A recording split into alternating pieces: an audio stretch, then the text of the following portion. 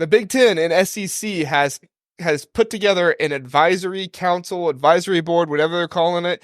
And at the same time, just yesterday, the Dartmouth players were announced that they were giving the ability to unionize and basically negotiate salary with Dartmouth due to the National Labor's Restoration Board, NRLB or whatever it is. So I can't remember the NLRB, whatever the acronym is. But essentially what's going on here is we have the Big Ten and the SEC getting together, trying to create a board that can somewhat govern their own conferences. Because if you know anything about college football, you know that the Big Ten and the SEC are kind of in their own world right now, at least financially, right? There's a lot of things going on, and there's kind of some issues that the Big Ten and the SEC deal with, but typically the group of five schools don't deal with those as much. They kind of have their own issues in the ACC and the Big 12 to some extent, but not as much. And what happened yesterday was that Dartmouth players, like I said, were given the ability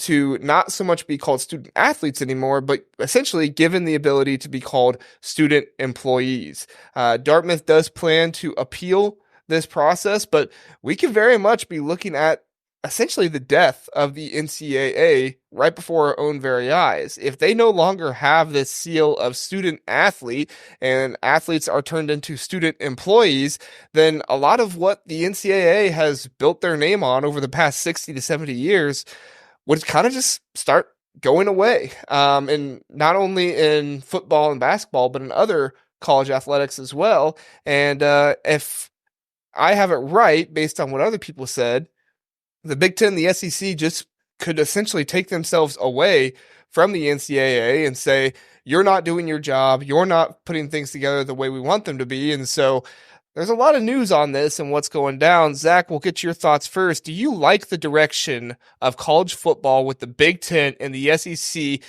most likely getting away from the NCAA in the future? Well, there's the do I like it and does it make sense? I don't like it, but I think all the reasons why I don't like it is because it's not the college football I grew up with. But I think that being said, I think this is more of a commentary on how, honestly, how the lack of proactive nature that is the NCAA. That did not come out the way I wanted it to, but basically the NCAA stinks is my tagline there. They have been so slow with the changing needs of the college football world. And this, nothing has been, Tony Petitti and Greg Sankey, they're like, we're not breaking away from the NCAA. Okay, sure. We see right through you guys. But this, I think ever since UCLA and USC announced that they were joining the Big Ten, and, right before that you had Oklahoma and Texas, you knew that this was going to be the end game at some point, because no other conference has the reach and the money and the TV that these two conferences have. And so you're looking at a completely different league and system. The real question is how much time does it take? And so I don't like it, but in a lot of ways, the NCAA has so mismanaged college football, I don't know, for the past 30 years, that it makes sense that people who actually have a vision to go forward are actually making moves to do so. And so I don't like it, but at the same time, they're doing what, quite honestly, the NCAA should have done, which is provide more management and oversight. And instead, the SEC and the Big Ten, who have been the leaders, I think, in advancing, especially, I think, with Petitti's background in sports media, and Greg Sankey has been a cutthroat commissioner for the SEC for years. Like, I just think it makes a lot of sense, but I don't like it. Yeah, I mean, and Charlie Baker put that, proposal out there. If people didn't see it, the $30,000 per player and things like that. What was that, like a month or a few weeks ago or something like that? And it never felt like that was something that A, the Big Ten and SEC would go for, and B, that every group of five team would be able to do. Yeah. Because they're just on it, the conferences and the teams are just on such a different level that it's difficult to even put them together. Kurt, I'm curious on your thoughts. Do you like this direction? Do you like what the Big Ten, the SEC is doing? Do you like what's going on with Dartmouth? Just all of this stuff. What are your thoughts of the future here?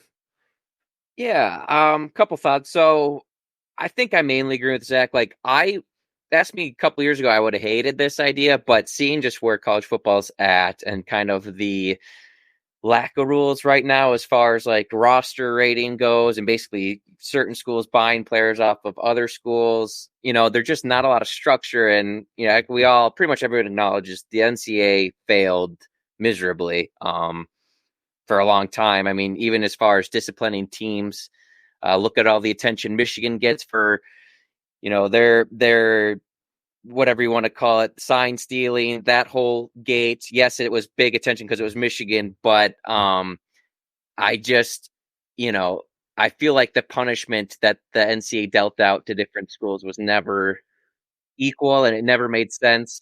Going back to Gopher basketball from the late 90s, we had a couple players that on a Final Four team that had their papers done for them by like a teacher's assistant, and our whole run banner gets stripped away. Meanwhile, you got, who knows what going on in the SEC. I mean, the North Carolina had a class that literally was like a free A to get players eligible, and they didn't even get, a slap on the wrist or anything from the NCAA. So just mismanagement all around.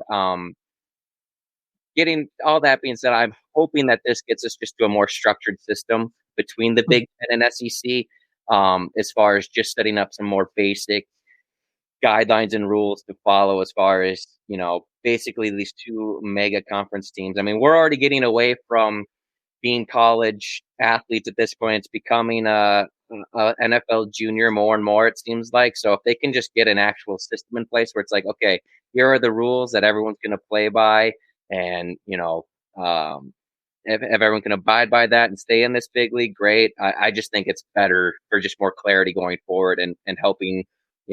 My hope is that it stops teams from just being destroyed overnight of all these players leaving from one school to another. And then just adding on the Dartmouth thing, I would just say I'm hoping that leads to like this profit sharing idea that these schools get from the TV deals. I just think that if you can guarantee those players something, that's more likely to keep them on their current roster and not just, leave for Oregon's Nike deal for $100K. Not that they shouldn't have necessarily a right to do that, but hopefully it just keeps these teams more intact and makes college football feel a little bit more like college football with your team that builds, year over year and not constantly having to get a new team through the portal. Yeah, I was going to say I do think there's a little bit of danger as far as labeling them employees. Depending on how far you go with that, I mean, you're already seeing some college kids stick around to make the most out of it with like the COVID year and medical red shirts. I believe Miami has a tight end that's back for like his 8th or 9th season or something crazy like that. So, I mean, if you go so far and label these guys employees, I mean, what's to stop a school that's going to pay like a borderline NFL player that's probably not going to make it in the league, but very beneficial for a D1 college program? Like, what's to stop them from just paying him to be, that student employee for the next 7 years? So hopefully, you got to nail out those details of how that's going to all work going forward. But, I'm not the guy that's going to come up with any rock solid solutions. So just hoping we see something soon. Yeah, it's interesting to think about. Max, what are your thoughts on the employees and everything else going on with the situation?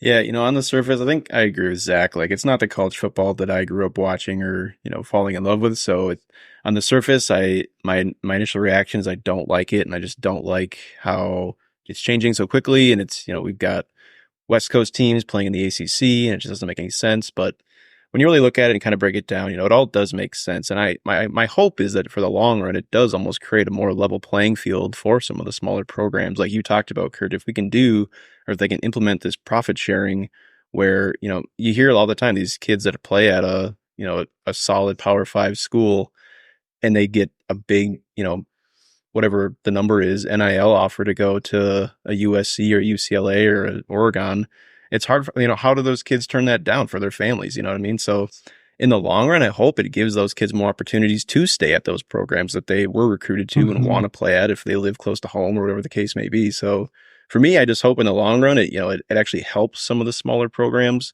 But it does also seem like, with the Big Ten and SEC kind of joining hands, that is it going to be a new league? Is it just its own conference? Are they going to break away completely as if it's like, the FCS is now essentially Division II football. There's a whole other level just added in with this, addition.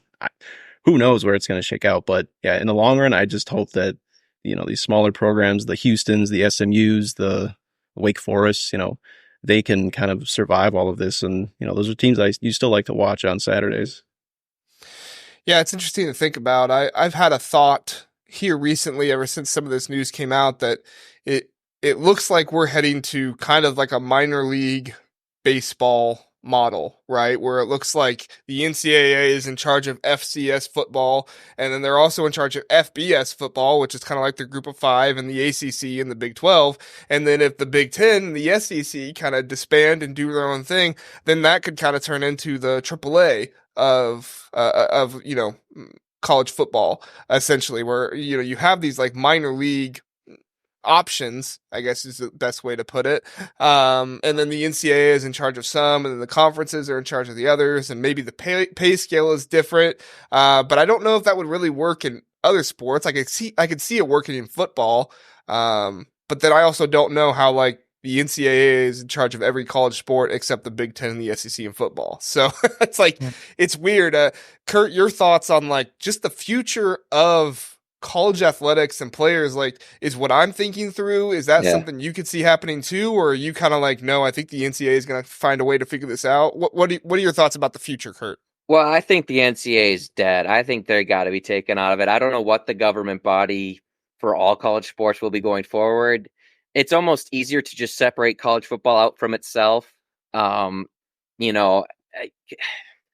how do you, I think the SEC and Big Ten breaking away in football is going to, I don't know how the NCAA is going to be anywhere close to the same thing without those teams and without governing that sport. So once you move off that, like, what's to stop the Big Ten and the SEC holding their own end of the year playoff and then inviting, like, say, I mean, the ACC is going to die here now too. Clemson and Florida State and Miami, they'll all jump ship, I think, too, once this actually happens with those two mega conferences breaking away. But, what's the stop? Say TCU has another fantastic year out of the Big 12. They look like they could be one of the top 10 teams. What's to stop the Big 10, the SEC having like these, I don't know, like almost these end of the year playoff invites to even these teams that they don't have conferences to? And like, I don't see how those other schools could turn that down for the money and exposure they would get for playing in these nationally televised games.